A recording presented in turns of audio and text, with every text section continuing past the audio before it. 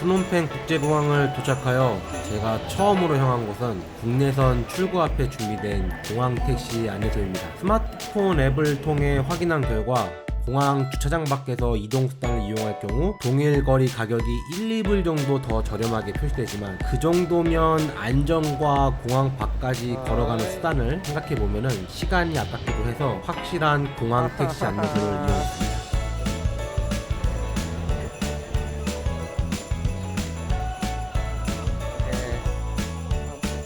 공항 택시 안내소의 도착지를 말하면 도착할 장소와 가격이 적힌 배차표를 두고 배차된 택시로 안내해줍니다. 그럼 남은 건 택시에 탑승해 목적지로 가는 동안 느긋하게 프놈펜 시내를 구경하면 됩니다.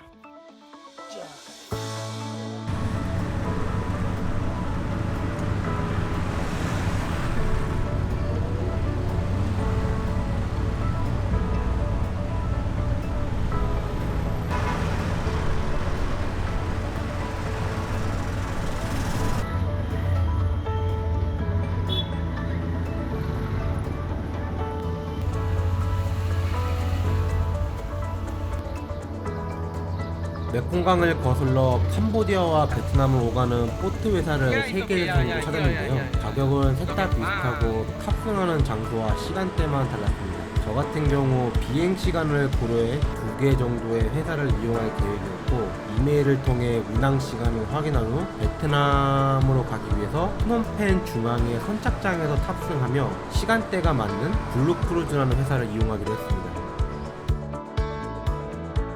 오늘의 여행은 메콩강을 거슬러 베트남으로 넘어가는 일정인데요. 우선은 공항에서 블루크루즈로 향하여 보트를 탑승, 우선은 캄보디아 국경 출입국 사무소와 베트남 국경 출입국 사무소를 거쳐 쪼우도우로 향하는 약 6시간의 일정입니다. 크루즈 사무소 옆에 전망 좋은 카페에서 가볍게 아침 식사를 하기로 했는데 맛은 잘 모르겠지만 전망은 좋아서 차 한잔 마시기에는 나쁘지 않았습니다. 그 다음은 시간이 넉넉하게 남아서 선착장 근처를 둘러볼 계획이었는데 사무소 앞에서 대기 중이시던 택시기사분이 보트 출발 전에 시내 드라이브나 사격장에 가볼 생각이 없냐며 다가왔습니다. 처음에는 보트 탑승이 우선이라 거절했지만 대충 2시간 정도 시간이 남았고 크루즈 직원분에게 돌아오기 전에 보트는 절대 출발하지 말라며 적극적 영업을 하시기에 저도 2시간 동안은 뭐라도 하고 싶어서 사격장으로 한번 향해 보기로 했습니다.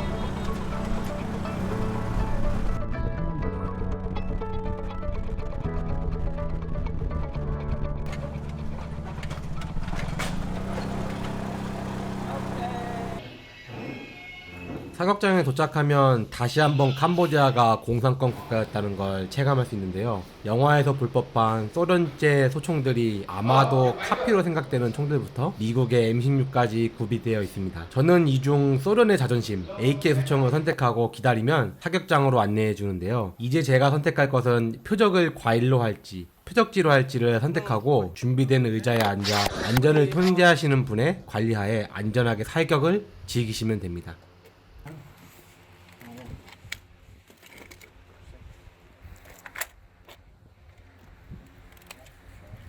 Shot. Wow.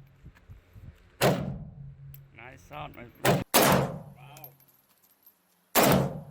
Nice shot. Wow. Whoa. Whoa.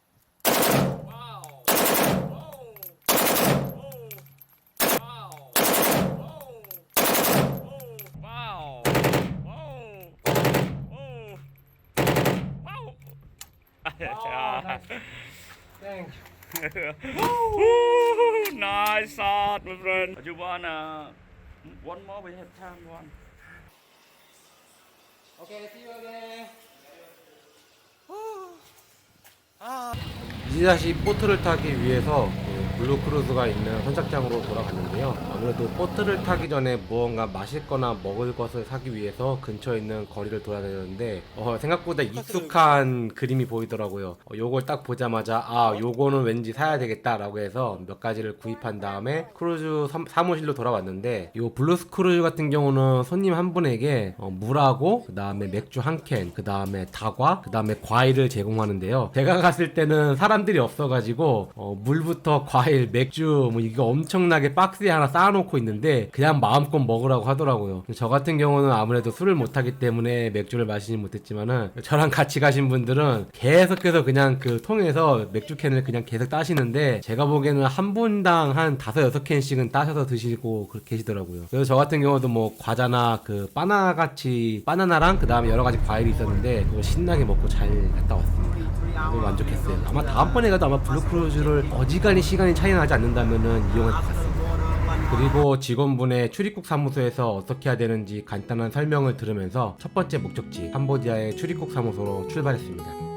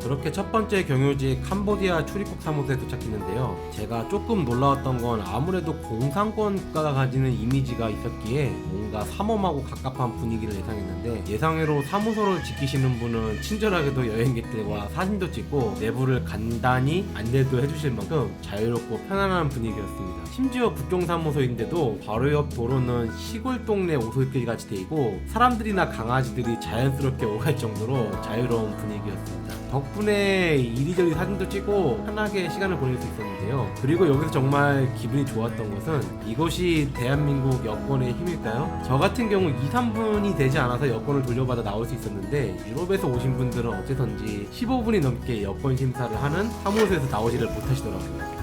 어쩔 수 없이 느긋하게 주변 관광을 둘러보다가 다음 목적지 베트남 출입국 사무소로 출발했습니다.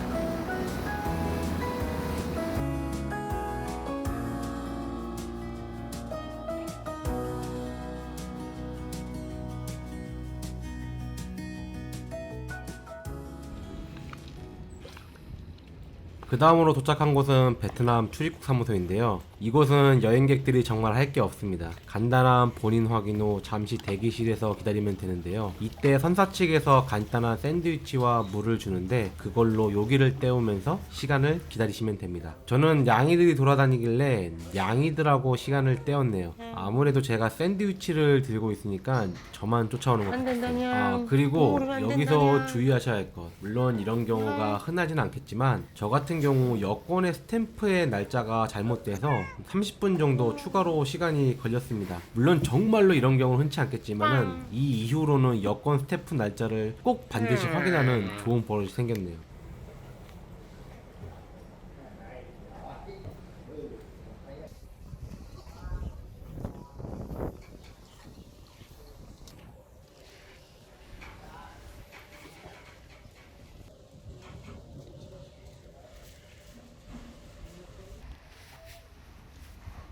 오랜 기다림 끝에 여권 스탬프를 다시 찍으셔서 이제 다시 출발을 하고요. 이제 저의 마지막 목적지 베트남 출입국 사무소에서 1시간에서 1시간 반 정도 걸리는 쩌우독으로 향하게 되었습니다. 장시간 배를 타고 있어서 아마 이쯤 되면 정말 피곤하실 것 같은데요. 요 베트남 출입국 사무소에서 쩌우독으로 가는 길에는 수상 가옥이나 수상 창고들이 있는데 여기서부터는 강위를 오가는 작은 배들이 옹기종기 모여 많이들 다니고 있습니다. 물론 본격적인 관광지는 아니지만 요 구간에서 물 위의 생활 모습들을 한 번쯤 구경하면서 지나가시는 것을 추천드리고 싶습니다.